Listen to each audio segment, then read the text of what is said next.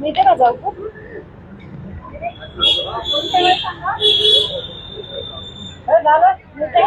ए थांब रे काय तोपर्यंत मी ते समजते अमोल करूया का? एकच मिनिट आहेत दादांकडे विशेष फोटो अमृता का मॅडम करू का रोज अजिन दादांच्या बाबतीतल्या दुर्दैवी घटनेला आज 3 महिने होत आहेत। 2-3 दिवसापूर्वी सोशल मीडियाच्या माध्यमातून आपल्याला व CIDला विनंती केली होती की आजच्या दिवशी आम्ही सर्वजण येऊन आमच्याकडे जे काही छोटे मोठे अजून पुरावे आलेले ते आम्ही CIDला देणार आहोत व काय वस्तुस्थिती आहे, कुठपर्यंत तपास आला आहे याबद्दलची माहिती घेण्यासाठी आम्ही सर्वजण या ठिकाणी आलो। इथं आल्यानंतर जेव्हा आम्ही पहिल्यांदा आलो होतो तेव्हा म्हणजे सगळ्यात पहिल्यांदा CIDला जेव्हा FIR करा ही विनंती करण्यासाठी आलो होतो तेव्हा सुनील रामानंद सर मोठे अधिकारी आहेत, ते समिती प्रमुख आहेत, ते उपस्थित होते। त्यानंतर सुधीर हिरेमठ हे पण एक मोठे अधिकारी आहेत, ते उपस्थित होते। PR पाटील साहेब होते, आनंदराव खोबरे हे उपस्थित होते। जेव्हा आम्ही दुसऱ्यांदा आलो तेव्हा सुनील रामानंद सर हे उपस्थित नव्हते, तेव्हा हिरेमठ सर होते, पाटील सर होते। आता आम्ही तिसऱ्यांदा आलेलो आहे तेव्हा या 4 अधिकाऱ्यांपैकी एकही अधिकारी आज इथं उपस्थित नव्हता। हे बिझी असतील, आम्हाला असं कळालेलं आहे। फार महत्त्वाचा एक इव्हेंट हा मुंबईला कालच्या दिवशी होता। सगळ्या पोलीस अधिकाऱ्यांमध्ये क्रिकेटची कॉम्पिटिशन होती आणि तिथं क्रिकेट बघण्यासाठी व क्रिकेटमध्ये सहभाग घेण्यासाठी दरवर्षीप्रमाणे अनेक पोलीस अधिकारी हे मुंबईला गेले होते, म्हणून कदाचित त्यांना त्यातून वेळ मिळाला नसावा आणि यातले एक अधिकारी हे कोलकात्याला गेलेले आहेत, ते आम्ही समजू शकतो। कदाचित आम्ही जेव्हा 4थ्यांदा येऊ तेव्हा इथं असणाऱ्या वॉचमॅनशी संवाद आम्हाला साधावा लागणार आहे। त्यामुळे तिथं असणाऱ्या एका मोकळ्या खुर्चीचा आम्ही फोटो काढून त्या ठिकाणी आलेलो आहे। आमचं एवढंच मत आहे की जरा या तपासाला आपण कुठेतरी सिरियसली घ्या, पण त्या बाबतीत या CIDकडनं पण आणि सरकारकडनं पण कुठल्याही बाबतीत त्या ठिकाणी सिरियसनेस दिसत नाही। आज जे काही मुद्दे आम्हाला मांडायचे होते आणि बोलायचे होते त्याच्यामध्ये एक तर कर्नाटकाच्या SHOनी जो FIR दाखल केला, कोर्टात गेला, कर्नाटकाच्या तिथं DGP जे आहेत कर्नाटकाचे त्यांनी महाराष्ट्राकडे पाठवला। अधिवेशनामध्ये या बाबतीतली चर्चा झाली आणि आम्हाला असं कळालं की हा FIR CIDकडे पाठवलेला आहे। आता CIDकडे पाठवत असताना शब्दाचा खेळ खेळतात असं आम्हाला कळालं। काही पत्रकारांशी सुद्धा जेव्हा काही वरिष्ठ अधिकारी CIDशी बोलले ते म्हणले आम्ही तपास नाही करणार या FIR वर, आम्ही एन्क्वायरी करणार, म्हणजे चौकशी करणार, तपास नाही करणार। म्हणजे शब्दाचा खेळ खरंच काय हे समजून घेण्यासाठी आम्ही आलो होतो, पण इथं दुर्दैवाने कुणीच भेटलं नाही। न खालचे अधिकारी सुद्धा तिथं या विषयाच्या बाबतीत अपडेटेड होते, असं अपडेटेड कुणीही व्यक्ती दुर्दैवाने इथं आम्हाला आढळलं नाही। त्यानंतर काही आम्ही जे AIB नाही तर DGCA बरोबर जे काय पत्रव्यवहार केला आणि DGCAने आम्हाला जी माहिती पाठवलेली आहे त्याबद्दलचे डॉक्युमेंट घेऊन आम्ही आलो होतो। याच्यात बरंच काही लिहिलंय, पण एक छोटासा विषय सांगतो।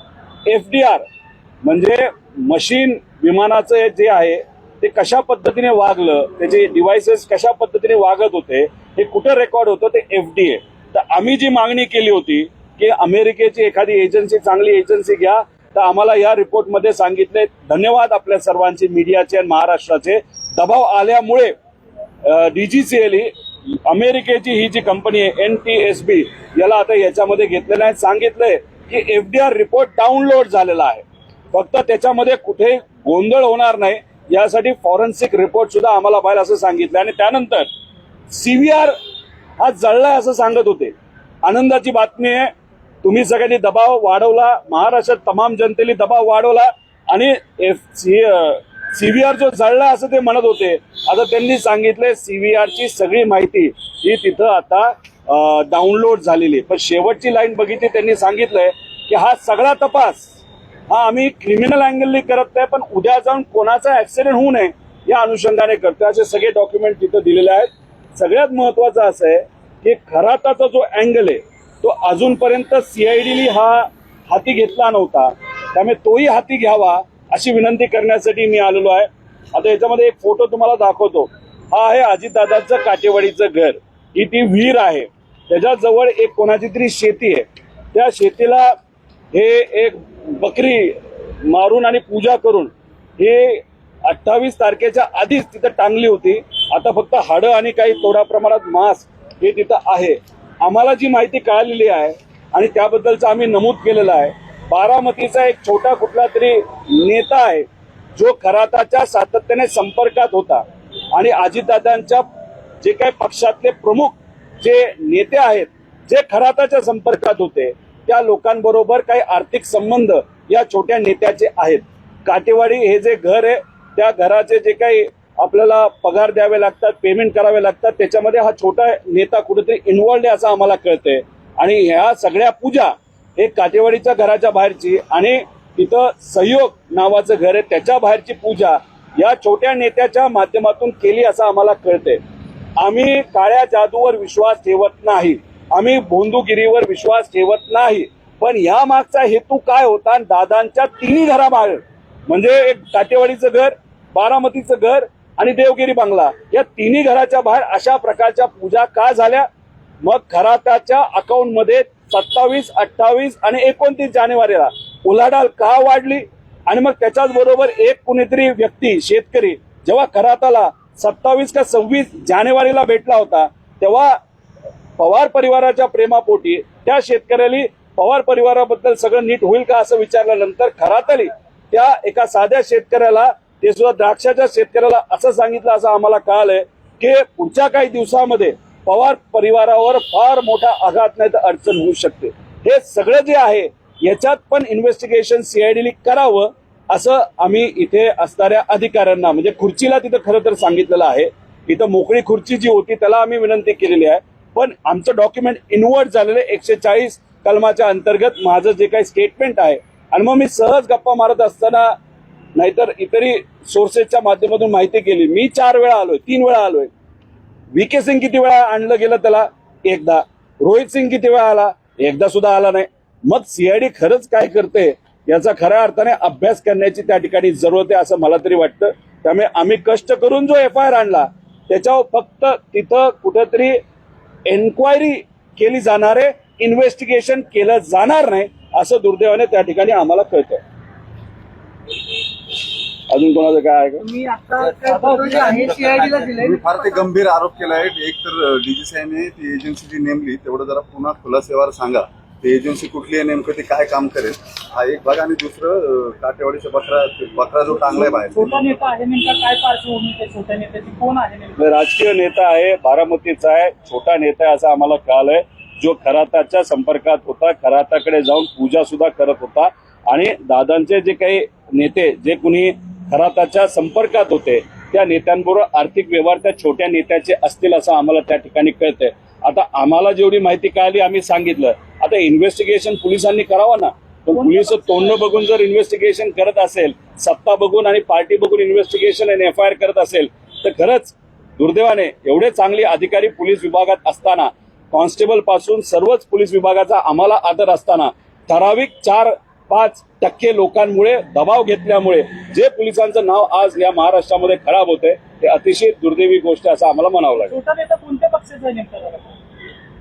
आता दादांच्याच पक्षाचा असू शकतो असं आम्हाला त्या ठिकाणी कळलेलं, अजून नाव कळलं नाही, पण त्या बाबतीतलं नाव आम्ही काढायला बघितलेलं आहे. आम्ही फोटो सुद्धा बघतोय.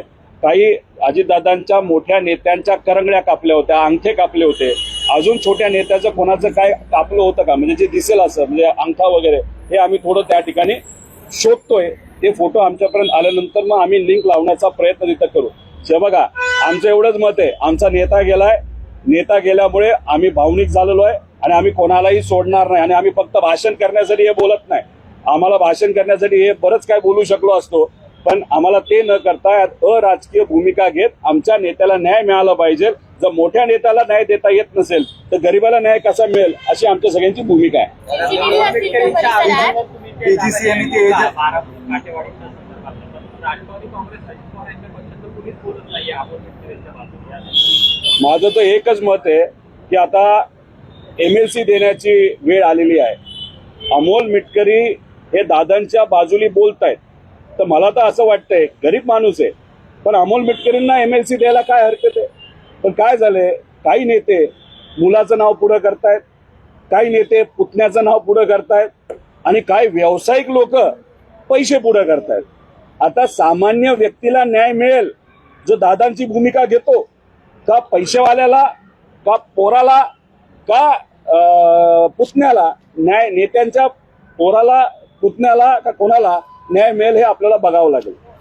मुद्दा तपास आणि चौकशी या दोन शब्दांचा ग्लिच पडला असं वाटतं की अजूनही ऑथॉरिटी प्रॉमिस करू शकत नाही की आम्ही इन्क्वायरी करतो, आम्ही फक्त या सगळ्यावरती चौकशी करतो. बघा, एन्क्वायरी म्हणजे कुठेतरी फक्त आपण काय म्हणतात त्याला चौकशी म्हणजे हा FIR आता आलेला आहे.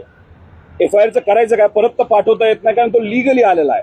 म्हणजे कर्नाटका SHOनी तो FIR आम्ही केल्यानंतर तिथं असणाऱ्या कोर्टाकडे पाठवला, तिथं असणाऱ्या कर्नाटकाच्या कोर्टाने तो DGPकडे पाठवला, त्या DGPकडनं महाराष्ट्र DGPकडे पाठवला, त्या महाराष्ट्र DGPनी तुमच्यामुळे आणि लोकांमुळे आणि आम्ही अधिवेशनाविषयी हा मांडल्यामुळे तो आता कुठेतरी CIDकडे आलेला आहे. मग आम्ही म्हणतो आता तपास होणार, आम्ही आनंदी झालो त्यावेळेस चला दादांच्या बाबतीत तपास या महाराष्ट्रामध्ये होणार.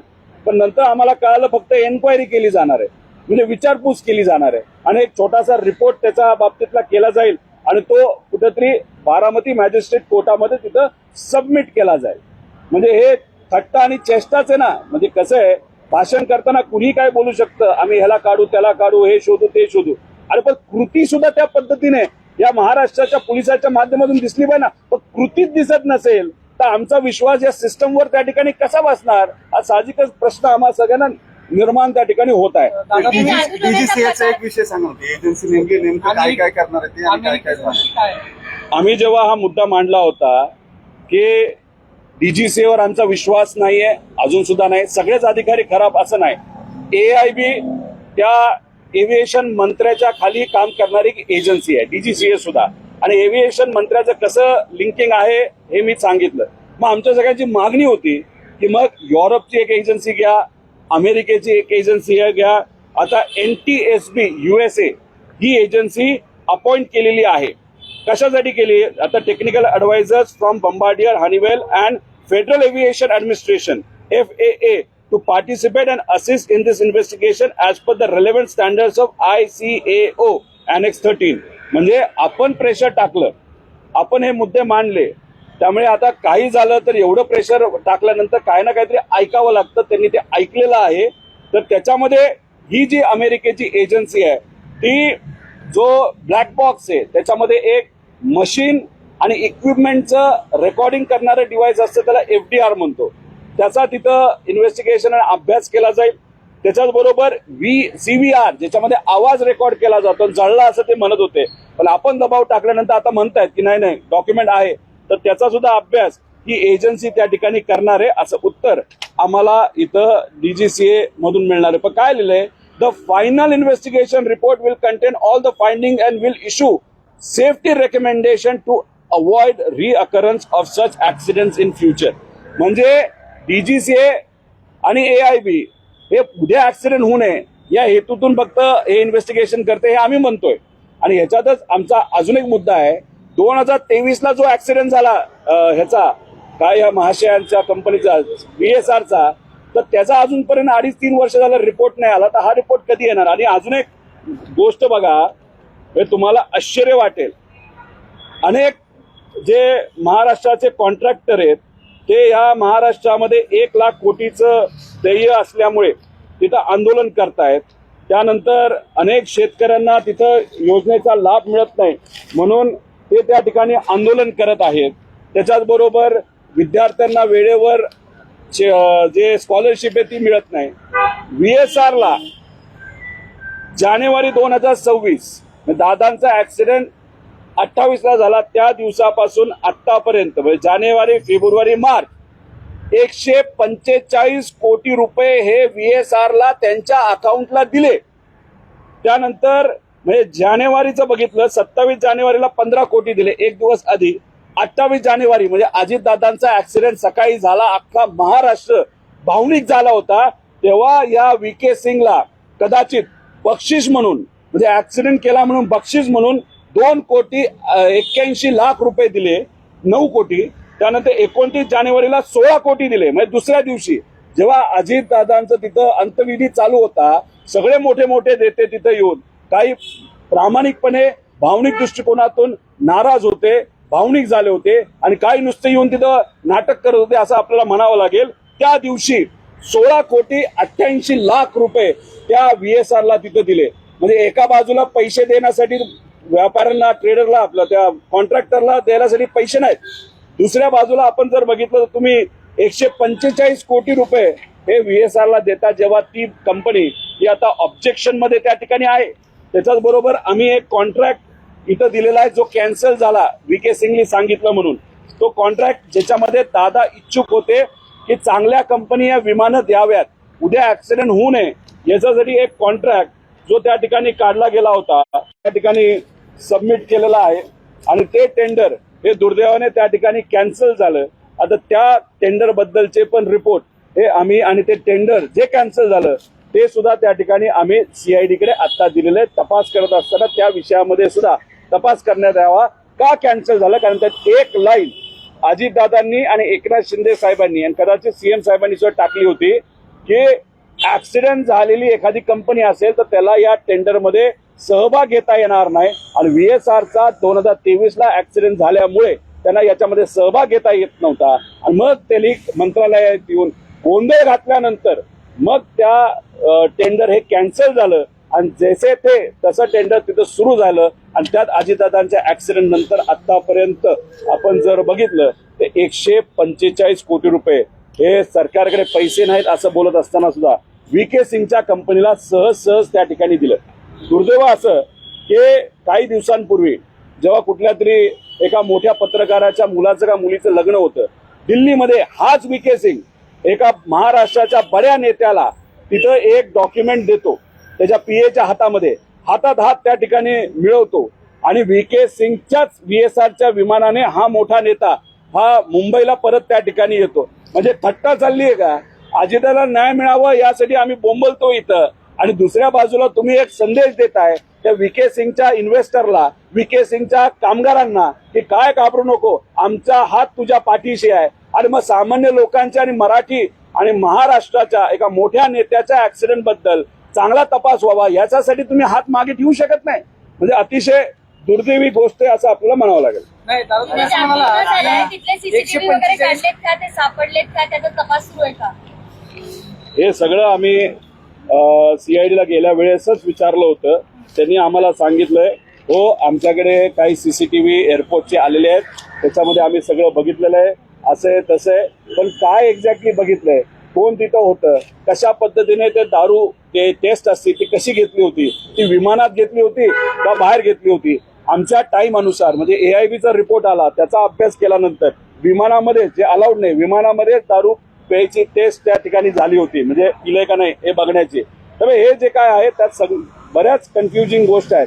पण काय कुठेतरी या सरकारचं ठरलेलं आहे की विलंब करत राहायचं, लोक विसरून जातील. जसं एक महाराष्ट्र भूषण पुरस्कार मध्ये 14 गरीब माणसांचा मृत्यू झाला, SIT झालं, काय झालं पुढं, मग त्यानंतर तिथं नाशिकमध्ये 70 हनी ट्रॅप मध्ये अधिकारी आणि नेते अडकले, त्याचं काय झालं, थराद प्रकरण हे आता कुठेतरी बाजूला सरलं गेलं आणि आता भोंदू भागेश्वर बाबाचं प्रकरण त्या ठिकाणी सुरू झालं, त्यानंतर गायकवाडचं प्रकरण सुरू झालं. म्हणजे कुठेतरी सत्तेतल्या लोकांना असं वाटतं की अजितदादांचा ऍक्सिडेंट लोक विसरतील, दादांना विसरतील, पण ते कुठल्या तरी स्वप्नात आहेत असं आपल्याला म्हणावं लागेल. दादा, संजय तुम्ही असं गायकवाड म्हणाला म्हणतात की तुम्ही हिरोगिरी 145 करताय, कोटी तुम्हाला रुपये अजित पवारांची जागा घ्यायची. 7 तारखेला येतोय तुझ्या मतदारसंघामध्ये, मग बोल समोरासमोर काय बोलायचं ते. कारण का इथं आज दादांच्या ऍक्सिडेंटला 3 महिने झाले म्हणून मला इथं यावं लागलं, मला बुलढाण्याला जाता आलं नाही. पण मी तिथं 7 तारखेला हे जिजाऊ मातेच्या भूमीमध्ये आणि अनेक मोठे संत, लेखिका शिंदेताई ज्यांनी महिला व पुरुष समानतासाठी त्या ठिकाणी ग्रंथ लिहिला आणि याच महिलेचं ज्याचं नाव आपण सर्वजण आदराने त्या ठिकाणी घेतो, त्यांच्या शहरामध्ये हे जे कोणी महाशय आहेत गायकवाड हे महिलांबद्दल खालच्या लेवलला जाऊन बोलतात, म्हणजे त्यात तलवारीचा उल्लेख करून वगैरे, म्हणजे हे महाराष्ट्राची दुर्दैवाने वस्तुस्थिती आज काय आहे हे बघून घ्या. मला अजून एक सांगायचंय, म्हणजे आम्ही जेव्हा म्हणतो FIR केला जात, अजितदादांच्या बाबतीतला FIR झाला नाही. कोल्हापूरचा प्रशांत, त्याची जी विनंती होती, आई बहिणीबद्दल अतिशय खालच्या लेवलला जाऊन बोललं, महाराजांबद्दल बोललं, गायकवाडावर FIR त्या ठिकाणी झाला नाही. त्यानंतर बागेश्वर भोंदू बाबा जो आहे महाराजांबद्दल अतिशय खालच्या लेवलला जाऊन बोलला, तुकोबरायांबद्दल बोलला, पण त्याच्यावर कुठे FIR झाला नाही. पण मग हर्षवर्धन सपकाळ बोलत असताना शाब्दिक कुठेतरी त्यांच्यामध्ये गल्लत झाली, त्यांच्यावर FIR झाला. त्यानंतर विधान भवन मध्ये आमचे जे जितेंद्र आव्हाड साहेब, त्यांनी गाडी पोलिसांची अडवली, कार्यकर्त्याला घेऊन चाल, त्यांच्यावर FIR झाला. त्याच्याच बरोबर जेव्हा काय त्यांचं नाव आपले खडसे साहेब यांच्याकडनं काय 3 शब्द गेले, चुकले असं आम्ही म्हणत, चुकले असतील तर काय FIR, तिथे FIR होतो आणि इथे FIR होत नाही. आम्ही ट्रम्पचं कार्ड, खोटं कार्ड या देशामध्ये करू शकतो असं ओपन चॅलेंज त्या ठिकाणी केलं होतं की हे होऊ शकतं आणि हे चुकीचं आहे, आणि आमचे FIR त्या ठिकाणी झाली. मग या भोंदू बाबावर, म्हणजे दुर्दैव असं आम्ही याला भोंदू बाबा म्हणतो, आणि काही विचाराची लोक यांना संत म्हणतात, म्हणजे संत परंपरेवर एक तर घुसखोरी होती चुकीच्या विचाराची, त्या संत परंपरेच्या एका मोठ्या संतांवर, तुकोबरायांवर हा भोंदू काय असेल नाव काय बागेश्वर जर खालच्या लेवलला जाऊन बोलत असेल त्याच्यावर कारवाई होत नाही. ह्यांना तुम्ही संत म्हणून नागपूरमध्ये कार्यक्रम घेता, हे दुर्दैवी गोष्ट आहे. जो महाराजांबद्दल असा बोलतो, मला खरं तर एक सामाजिक कार्यकर्ता म्हणून लोकांना विनंती करायची, तुम्ही जर ह्या गोष्टी सहन करत राहिला तर मग हे आपल्या हाताबाहेर जाणार आहे. उद्या जाऊन महामानवांचाच आदर या महाराष्ट्रामध्ये ठेवला जात नसेल तर गरिबांचा आदर या महाराष्ट्रामध्ये आणि महिलांचा आदर कसा ठेवला जाईल याचा विचार हा आपण सर्वांनी केला पाहिजे. दादा, तुम्ही जो CID तपास झाला पाहिजे अशोक खरात प्रकरणात म्हणताय, जादू टोण्याबद्दल हे बोलताय की महिला लैंगिक अत्याचाराचं प्रकरण पण CID कडे आलं पाहिजे असं वाटतं तुम्हाला? कोण?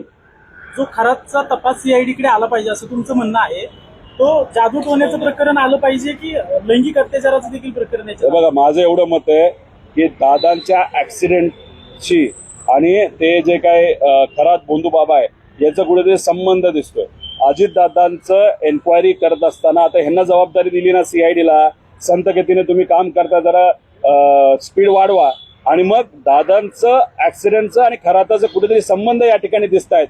म्हणून मग खराताचा विषय सुद्धा तुम्ही या तपासामध्ये घ्यावा अशी विनंती या ठिकाणी आम्ही सर्वजण करतोय. पण खराताचा मुद्दा एवढाच झालाय की नेत्यांचे जे व्हिडिओ आहेत पूजा करताना, अंगठा कापून, करंगी कापून, रक्त बाहुलीवर टाकताना, हे व्हिडिओ मात्र काही नेत्यांनी स्वतःकडे ठेवलेत ब्लॅकमेल करण्यासाठी राजकीय दृष्टिकोनातून, आणि सामान्य महिलांचे व्हिडिओ मात्र तुम्ही पब्लिकली तिथं प्रसिद्ध करून टाकता. अरे हा कशाला तुम्ही असा भेदभाव त्या ठिकाणी करताय? खरं काय लोकांसमोर तिथं आलं पाहिजे, पण दुर्दैवाने त्या ठिकाणी येणार नाही. म्हणजे भोंदू बाबा हा असा आहे खरा की 10 वर्षात 2000 कोटीची प्रॉपर्टी केली. आता तुम्हीच तुमचा विषय घ्या की तुमची प्रॉपर्टी 10 वर्षात 2000 कोटीची होऊ शकते का? त्यामुळे कुठे ना कुठेतरी या भोंदू बाबाला सरकारी वरदास्त असल्यामुळे एवढा मोठा पैसा हा कमवू शकला, आणि कुठे ना कुठेतरी काही नेत्यांना वाचवलं जातं.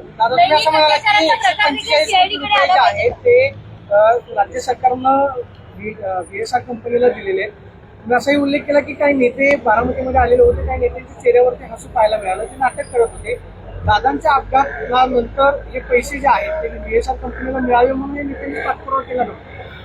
नाही, या ओलात अजून मी काय गेलेलो नाही. मी नाटक करतात म्हणजे जी भूमिका खरं तर आज या सर्व नेत्यांनी घ्यायला पाहिजे होती, FIR करायला पाहिजे होता, एन्क्वायरी त्या पद्धतीने घ्यायला पाहिजे होती, CBI कडे आतापर्यंत तपास जायला पाहिजे होता. या सगळ्या गोष्टी 3 महिन्यामध्ये झाल्या नाहीत.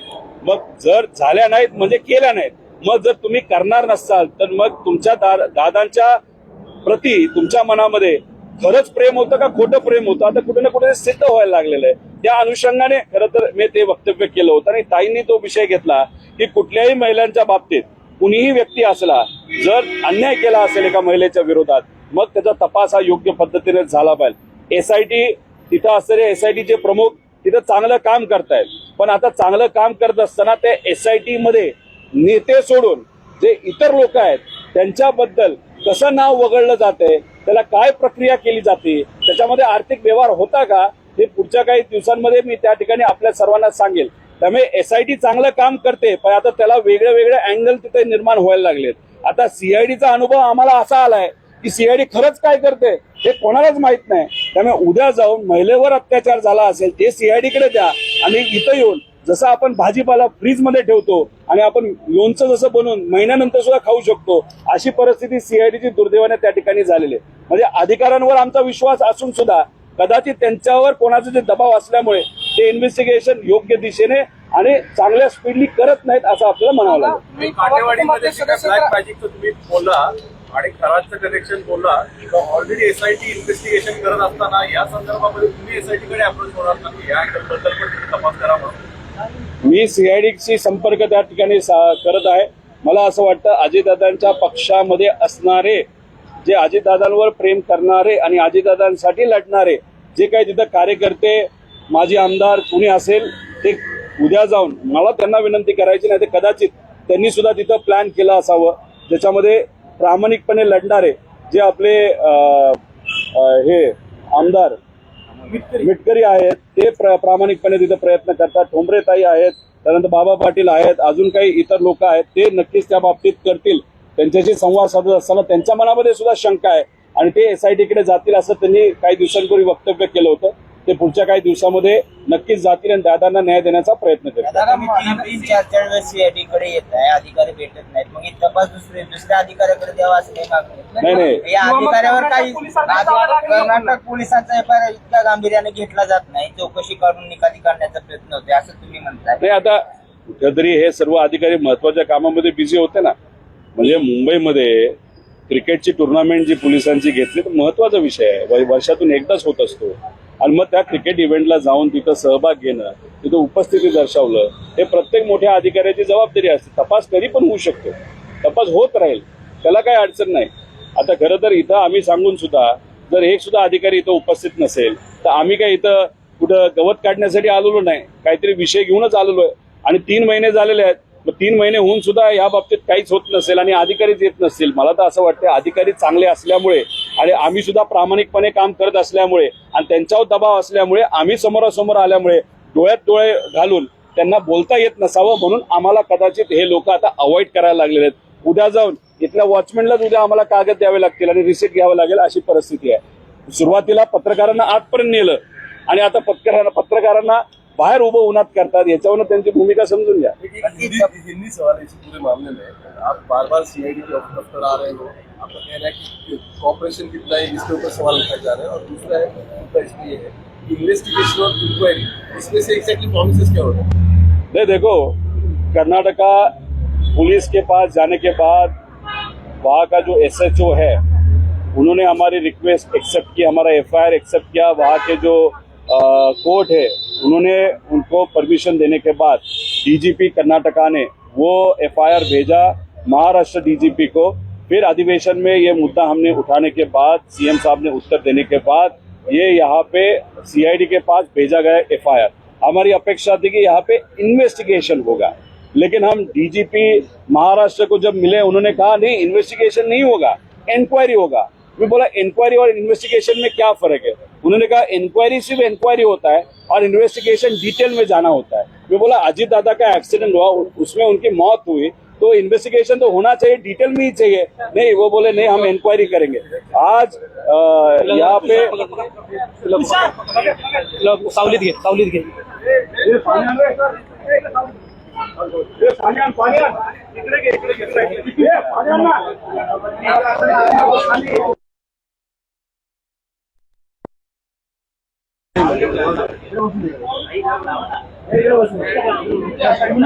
उन्हातले जरा जेवढ्या बाटल्या त्यांना सगळ्यांना दे. अरे बाबा दिली त्याला, बाकीचं ना दे, काय 10-20 असतील तर.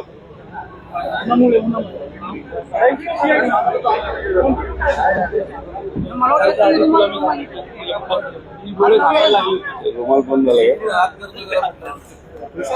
होय, इवन होय दिलं का? माझी एखादी गाडी दे ना तर ह्याला जायला हॉस्पिटलला.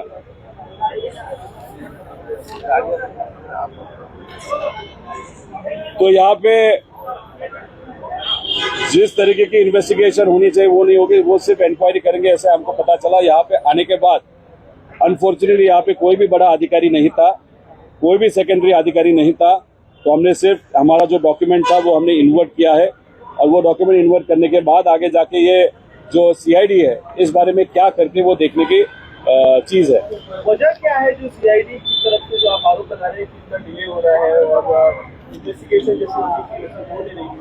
देखो, वीके सिंह को अगर पकड़ा गया तो वीके सिंह बहुत बड़े बड़े नेताओं का नाम बता सकता है, बहुत बड़े बिजनेसमैन का नाम बता सकता है, और इसमें जो दादा के एक्सीडेंट में जो कोई जिम्मेदार है उनका नाम आगे आ सकते हैं।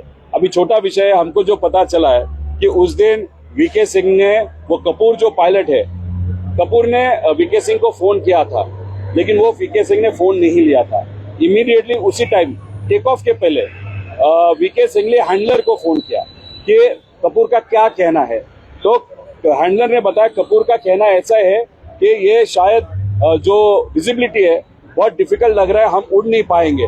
तब वीके सिंह ने हैंडलर को बताया कि कुछ नहीं होता, उसको बोल। वीके सिंह ने इसकी जिम्मेदारी दी और कपूर ने एक व्हाट्सएप भेजा है वीके सिंह को। वो व्हाट्सएप क्या है, इसलिए सीडीआर निकालो, व्हाट्सएप रिपोर्ट निकालो, एसएमएस रिपोर्ट निकालो, और ये प्रॉपर इन्वेस्टिगेशन जो होना चाहिए वो नहीं। लेकिन वीके सिंह आगे जाके किसी का तो नाम बता सकता है, इसलिए शायद बड़े बड़े नेता वीके सिंह को डर रहे, इसलिए ये इन्वेस्टिगेशन कहाँ पे भी नहीं जा रहा।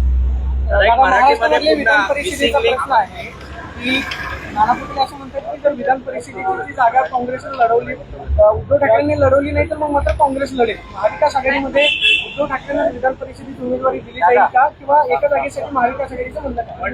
नाही, बघा, मला असं वाटतं की पुढच्या काही दिवसांमध्ये कोणाला उमेदवारी दिली जाईल याच्यावर चर्चा होऊन मार्ग निघेल। आता या विषयावर बोलणं हे कुठं ना कुठेतरी त्या ठिकाणी घाईचं होईल असं मला तरी वाटतं। पण सगळ्याच पक्षांनी हे सांगितलं, उद्धव ठाकरे साहेबांनी जर फॉर्म MLCचा भरला तर मग सगळेच पक्ष महाविकास आघाडीचे त्यांना पाठिंबा त्या ठिकाणी देतील। त्यामुळे या सगळ्या विषयांवर चर्चा होऊन काही ना काहीतरी योग्य असा मार्ग निघेल असं आम्हाला तरी वाटतं। पण महाविकास आघाडीमध्ये एक गोष्ट मात्र होणार नाही, आमच्याकडे आर्थिक व्यवहार होणार नाही। जो कोणी व्यक्ती लढणारा असेल त्यालाच पाठिंबा त्या ठिकाणी दिला जाईल, तर बाकी पक्ष या बाबतीत काय करतात हे बघावं लागेल। अमोल मिटकरी असं म्हणाले की जय पवारांना विधान परिषदेची उमेदवारी द्यायला हरकत नाही, ते दादांचा वारसा जो आहे तो चांगले सक्षमपणे पार पाडू शकतात। अमोल मिटकरीला पण दिली पाहिजे काय? तर हे बघा, मी म्हणतोय अमोल मिटकरी हे दादांसाठी लढतायत। आता जय सुद्धा मध्ये आधे दादांच्या वतीने एन्क्वायरी योग्य पद्धतीने व्हावी अशी भूमिका सुद्धा तिथे घेत आहेत। त्यामुळे त्यांचं नाव सुद्धा पुढे आलं, पाटील सहकार्य केलं तर चांगली गोष्ट। शेवटी मतदान हे त्यांचीच पार्टी त्या ठिकाणी करणार आहे। विषय एवढाच आहे, त्या पार्टीकडे अतिरिक्त 13 मतं आहेत, त्या 13 मताचा उपयोग हा भाजप नक्कीच तिथं करेल, आणि पहिलं मत हे अजितदादांच्या पक्षाचा जो कोणी उमेदवार तिथं असेल त्यांना दिलं जाईल, आणि दुसरं मत भाजपला दे असं सुद्धा त्या ठिकाणी सांगण्यात आलं आहे। त्यामुळे एकच उमेदवार जो कोणी असेल तो तिथं निवडून येणार आहे। त्यामुळे जय पवार असतील, अमोल मिटकरी असतील, नाही तर अजून कोणी असेल तर त्यांना त्या ठिकाणी निवडून येण्याची नक्कीच संधी ही चांगली आहे। फक्त अमोल मिटकरी आक्रमक पद्धतीने हे अजितदादांच्या वतीने लढतायत, म्हणून सामान्य कार्यकर्त्यांचा, नागरिकांचं मत आहे अमोल मिटकरी। पण मोठ्या नेत्याच्या मनात जर मुलगा असेल, मोठ्या नेत्याच्या मनात पुतण्या असेल, नाहीतर एका मोठ्या नेत्याच्या मनात पैसा असेल, तर मग अमोल मिटकरीने सामान्य लोक सोडून वेगळ्याच कोणाला तरी त्या ठिकाणी ही उमेदवारी त्यांच्या पक्षाकडनं जाऊ शकते। एकनाथ शिंदेकडून बच्चू कडूंना विधान परिषदेचं तिकीट दिलं जाऊ शकतं किंवा संधी दिली जाऊ शकते, पण एक अट आहे की त्यांचा प्रहार पक्ष हा शिवसेनेमध्ये विलीन करावा। अरे अशा जर अटी तुम्ही टाकणार असाल की विलीन करा मगच देतो, मग एखादा स्वाभिमानी नेता हे या सगळ्या गोष्टी कुठे करेल? माझं एवढंच बच्चू कडू साहेबांना सांगायचं आहे, तुम्ही महाराष्ट्रात तमाम शेतकऱ्यांनी आंदोलन केल्यानंतर जूनमध्ये कर्जमाफी होईल असं सरकारने सांगितलेलं आहे। त्यामुळे असं व्हायला नको, तुम्हीच सरकारमध्ये जाऊन बसला तर उद्या लढायला आम्ही तर आहोतच, पण तुम्ही तो मुद्दा त्या ठिकाणी तुमच्या हातून जाऊ शकतो। त्यामुळे आज एखादं पद घेण्यापेक्षा रस्त्यावर उतरून लढणं हे जास्त महत्वाचं आहे असं मला तरी वाटतं। गेले 2 दिवस मुंबई पुणे डिसिप्लिन करून श्रेयवाद सुरू आहे, एकनाथ शिंदेचे समर्थक आणि फडणवीसांचे समर्थक। तुम्हाला काय वाटतं की महाराष्ट्राचा खरंच इन्फ्रामॅन कोण आहे? महाराष्ट्राचा इन्फ्रामॅन कोण आहे? आता याच्यावर बोललं, आता ते दोघांनी त्या ठिकाणी ठरवावं। पण आमचं एवढंच मत आहे की महाराष्ट्रामध्ये इन्फ्रास्ट्रक्चरच्या नावाखाली भरमसाठ पैसे काढले जातात, इतके पैसे काढले जातात. त्यामुळे इन्फ्रा हा फक्त चेहरा आहे. इन्फ्रामॅन कोण हे लोक आणि नेते ठरवू द्या, पण या इन्फ्रास्ट्रक्चरच्या अंतर्गत 10,000 15,000 कोटी रुपये काढले जातात. हे मात्र महाराष्ट्रासाठी दुर्दैवी गोष्ट असं आपल्याला म्हणावं लागेल. म्हणजे एका बाजूला सामान्य कॉन्ट्रॅक्टरचे 1,00,000 कोटी तुम्ही त्या ठिकाणी तसेच प्रलंबित ठेवता आणि इन्फ्रास्ट्रक्चरच्या खर्चाच्या अंतर्गत गुजराती कंपन्यांना, आंध्र प्रदेशच्या कंपन्यांना, तेलंगणाच्या कंपन्याला तुम्ही मोठी मोठी कामं त्या ठिकाणी देता, त्यातून मलिदा खाता आणि मग ह्याला आपण इन्फ्रास्ट्रक्चरचं काय लोणचं घालायचं का? त्यामुळे कुठेतरी मराठी कॉन्ट्रॅक्टरचं 1,00,000 कोटी जे प्रलंबित आहेत ते तुम्ही त्या ठिकाणी पूर्ण करा. महाराष्ट्राच्या कॉन्ट्रॅक्टरला तुम्ही जर इन्फ्रास्ट्रक्चरच्या अंतर्गत काम देत असाल आणि नॅशनल हायवेची किंमत आणि तुमच्या केलेल्या रोडची किंमत याच्यामध्ये 40% तफावत असेल, म्हणजे महाराष्ट्राची कामं 40% जर नॅशनल हायवेपेक्षा वर असतील तर याच्यावरून समजून घ्या केवढ्या मोठ्या प्रमाणात मलिदा हा काढला जातो. म्हणून तर नेत्यांना विकत घेणं सोपं आहे, मतदानाच्या दिवशी पैसे देणं सोपं आहे आणि मग तिथं पार पोलीस अधिकाऱ्यांपासून सगळ्यांवर प्रेशर टाकणं पण तितकं सोपं आहे. आता त्या मिसिंग लिंकला अजित पवारांचं नाव द्यावं अशी मागणी सुरत चव्हाणांनी केलेली आहे. या मिसिंग लिंकच्या कामावरून सध्या महायुतीमध्ये श्रेयवाद सुरू आहे. तिकडं फडणवीस किंवा इकडं एकनाथ शिंदे असतील. अजितदादांच्या पक्षाला एकदा ठरवावं की अन्याय जर एवढा होत असेल, आम्ही तर पुणे जो रिंग रोड याला अजितदादांचं नाव द्या असं आम्ही त्या ठिकाणी सांगतोय. काय आहे, सत्तेतले लोक राजकारणामध्ये कसे गुंतलेत बघा. म्हणजे पुण्यश्लोक अहिल्यादेवी होळकरांचं नाव बारामती मेडिकल कॉलेजला देण्यात यावं यासाठी दादांनी सुद्धा खूप मोठी भूमिका घेतली होती. आज जर वेगळं काहीतरी घडलं असतं, दादा असते आणि त्या वास्तूला जिथं पुण्यश्लोक अहिल्यादेवी होळकरांचं नाव दिलं तिथं दुसऱ्याचं नाव देण्याची वेळ असं दादांनी विरोध केला असता. पण नाही, बारामती विधानसभेचं 2029चं गणित डोक्यात ठेवून काही नेत्यांना सांगून एका कुठल्या तरी दवाखान्याला दादांचं नाव घुसवलं, मोठा वाद निर्माण केला. कोणाचीच इच्छा नव्हती, कुणीच पत्र दिलं नव्हतं. आम्ही पत्र दिलं होतं रिंग रोडला, तिथं नाव दिलं. म्हणजे राजकारण करत असताना या सत्तेतले नेते कशा पद्धतीने राजकारण करतात. आणि मला अजितदादांच्या पक्षाला सांगायचं, तुम्ही ट्विटर आणि टीव्ही समोर येऊन बोलण्यापेक्षा रस्त्यावर उतरा ना, आहे का हिंमत बघूया. नुसतं म्हणताय की ह्याला नाव द्या त्याला नाव द्या, अरे पण काय केलं काय या गेल्या 3 महिन्यात हे तरी विचारण्याची धमक या सर्व पदाधिकारी आणि आमदारांनी अजितदादांच्या ठेवावी. थँक्यू. ताई गेल्या का? ओके.